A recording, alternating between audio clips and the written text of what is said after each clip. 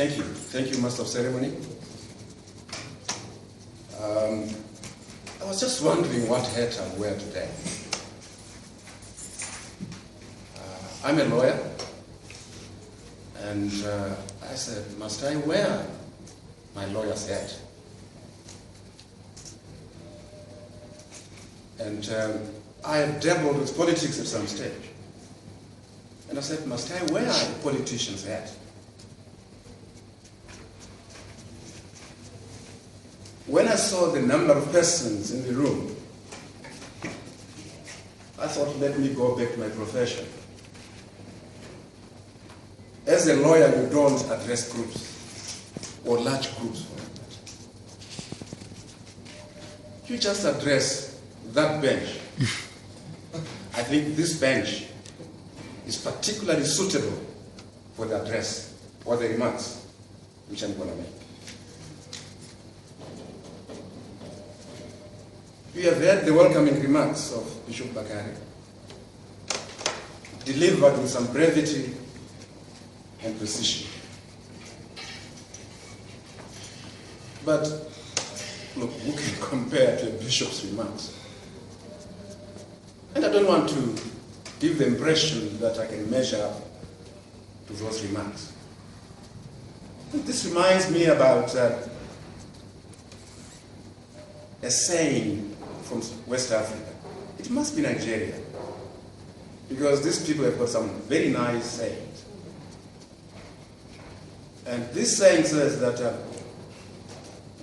when the chief has had a bath,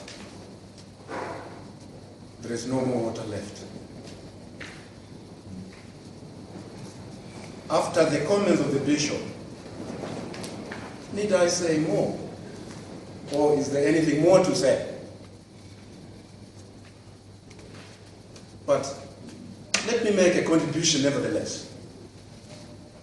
A contribution which seeks to address certain specifics of the National Convergence Platform.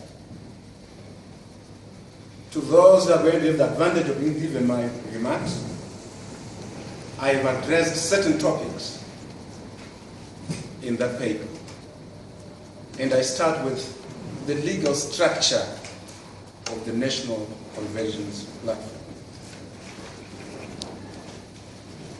The platform is governed by a trust deed, which sets out the objectives of the platform and the way in which those objectives are going to be achieved.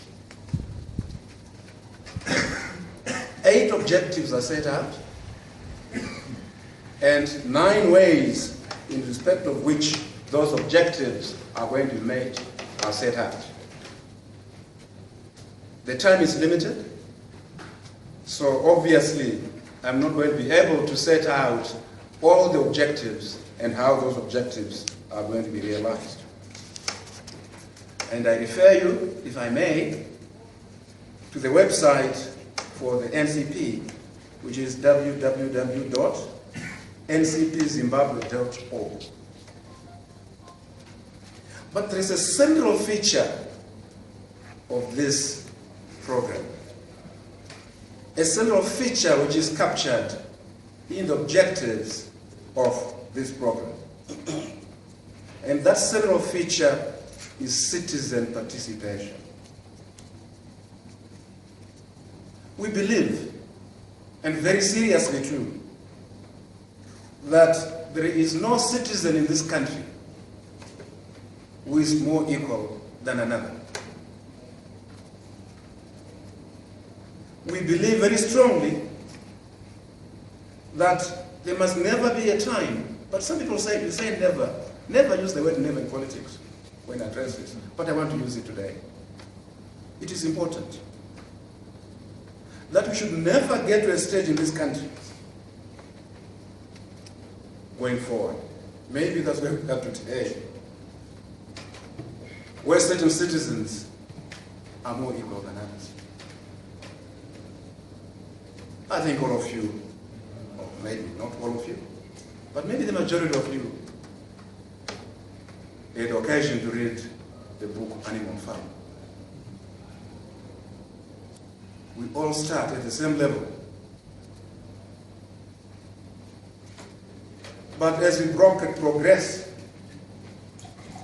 some say in the right direction, some say in the wrong direction. Suddenly, some people become more equal than others.